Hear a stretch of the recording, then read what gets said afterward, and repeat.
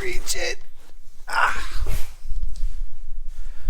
Okay, towards the end of the video, I'm going to show you guys how a ball and a light can actually help you cut hair. More on that later.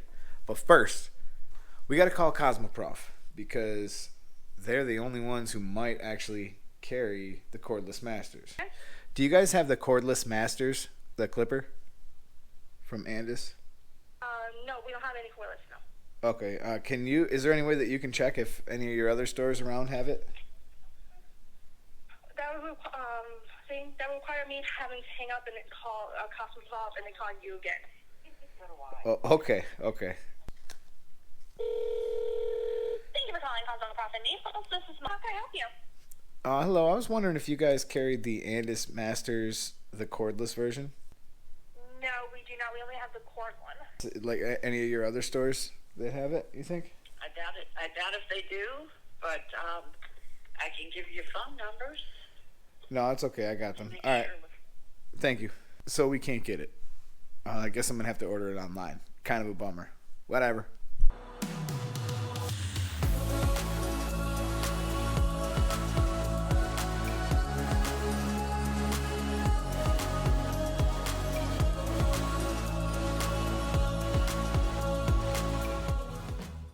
We're going to begin by combing this hair out. I'm going to take the comb and just kind of check out how the curls are, how thick it is, and all that.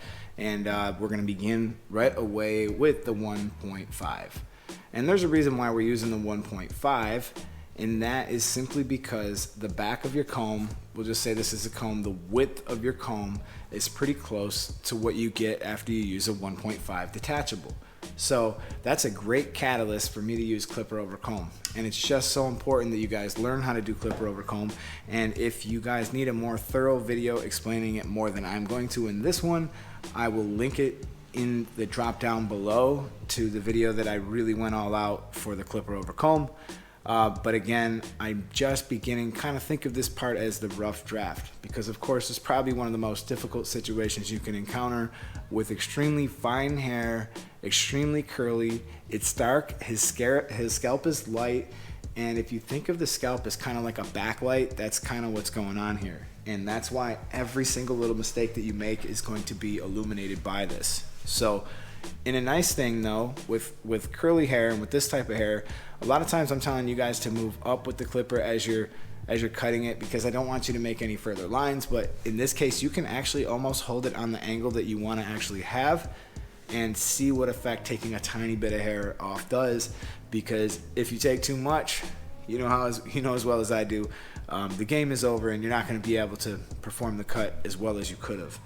And to be honest, I feel like I get a lot of help from myself just watching these tutorials. I'm forced to kind of confront little mistakes that I make, and sometimes it's on video, and I share it with you guys, and I'm always growing too. I've been doing this for 17 years and there's still a lot of room to grow, and I hope that you guys can maintain that open mind state, because it's really going to help you learn a lot faster. Okay, so in between the 1.5 and the clipper over comb, we are going to run a thinning shear or a texturizing shear. Now, last year, Shear Police was super cool, and they gave me some shears to share on the channel, and they're one of my favorite shears to use. It's really one of the most comfortable shears that has ever fit my hand. Now, the one that I'm using in this video is actually not from Shear Police. This is my texturizing shear, and I'm not even sure where it's from.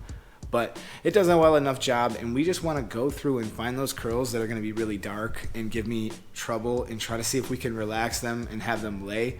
So we're going to texturize a little bit, which of course means to remove bulk without affecting length, and we want to continue moving around the head, looking for the higher density areas and making them match the lower density areas, which is what's going to help you. But we are far from done with the thinning shears. We're going to be using these again towards the end.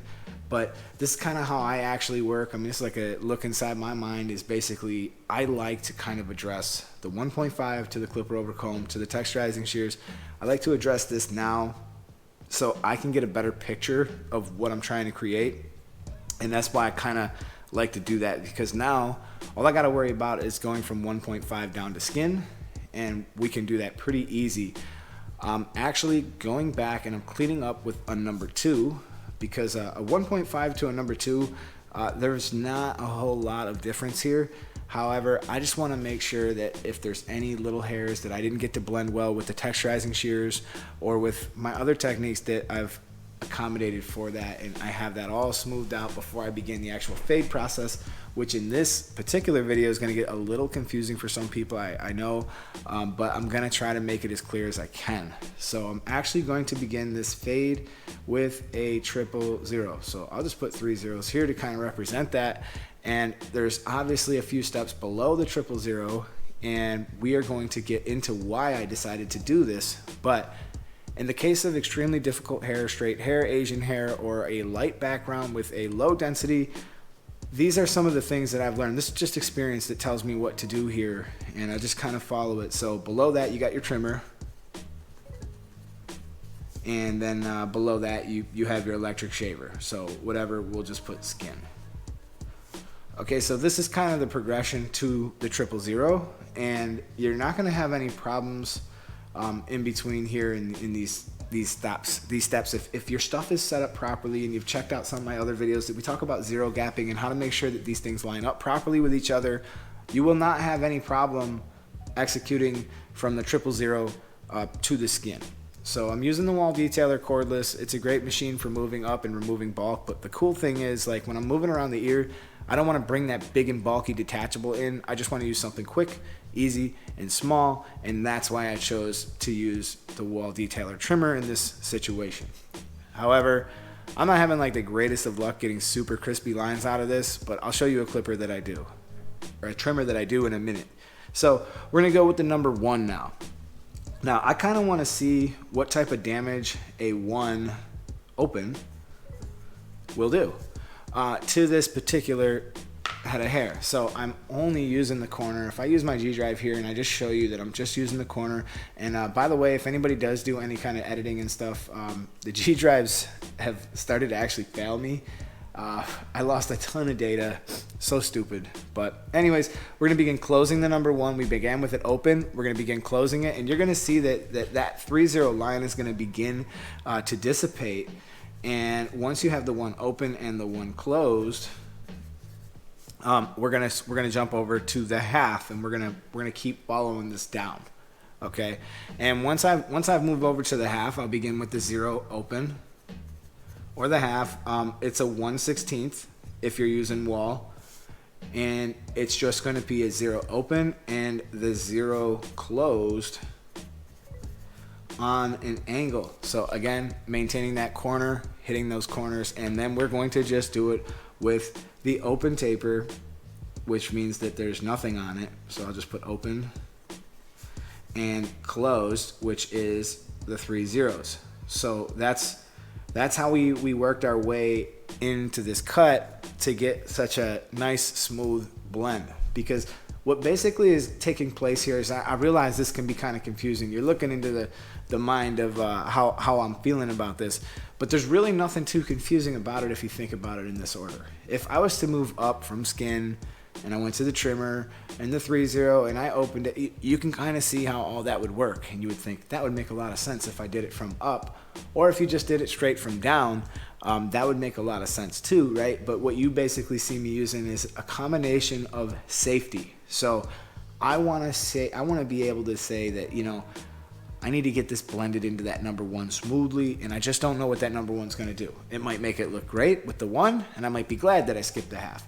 But in any event, I'm being more careful, and I'm giving myself that room, and I'm respecting that hair, man, literally 1 flip of the wrist wrong, and you're going to show like a really bad bald spot in there, and I'm trying to give some respect to this hair in that way that I don't make those types of mistakes. So now I'm coming through with the gammas. I got the gamma absolute hitters with the ceramic blades on them, and I mean, they're really, really smooth. I mean, look at how nice this line comes out. I actually am preferring it over my FX lately. I don't know why, but it's just been really, really a smooth machine. However, it doesn't handle bulk great, but you know, it's a really smooth line maker. It really does a good job with that. So I'm gonna go back through. Now you're gonna see me kind of jump around a little bit, because as airtight as you are with your process, it's very possible that you may have still missed some little spots. So just go back in there, and if you think it's a half, grab a 1. If you think it's a 1, grab a 2. Just all I'm trying to do is trying to tell you to be cautious. Like if you think that the 1 open is going to get your line out, why don't you jump to a 1.5 open or a 2 first and just see what that will do. That will prevent you from making mistakes. Speed will come later if you guys are new at this, but we're gonna go back through with the texturizing shears now. This is probably the most important part. This is probably the best tip that I can give you for this particular head of hair. Your texturizing shears are really going to be the one that helps you create this cut properly. And you're really gonna struggle if you don't have a pair. So if you're getting by right now and you don't have any, you really need to look into that. It's just as serious of an investment as your actual shears should be. So I'm just gonna finish up this side. We got it all smoothed out and he's actually looking pretty good. How many times do you guys have clients come in that will ask you, I just want to leave the top alone. I'd much rather just, blend in the sides to it. And this is kind of how I would go about it, in an extremely safe way where I know that I'm going to be able to be consistent with this process and I'm going to be able to perform well each and every time and get that client to return who has that difficult head of hair to cut, because I really enjoy doing these kind of things because they still sort of make me think a little bit. After like 17 years, you kind of just, it becomes sort of like walking and you're not really thinking about what you're doing very much. I mean, my mind is like totally free to wander all day and I barely ever really think about how I'm cutting the hair. I just kind of use my eyes and it all kind of happens automatically. And it will start to happen for you. You'll get better at this. These are challenging haircuts, and if you just keep grinding, you keep practicing, keep getting those reps in, you're definitely going to make the improvements that you need to make, and you're going to be able to kind of feel better whenever these situations come up. You're going to feel more prepared for that. So in other matters, I just wanted to talk about a handful of things before I let you guys go. Doing another giveaway really soon, and I want you guys to keep an eye on the channel, hit that bell, give me that little thumbs up, drop a comment if you want, and I'll try to answer you. But we're going to be doing some giveaways pretty soon on the channel. I really appreciate you guys tuning in, watching, and listening. All right, you guys, I was talking about how I was going to use a ball in the last video to show you guys how to take a good picture, but I'm actually going to use a little handheld light.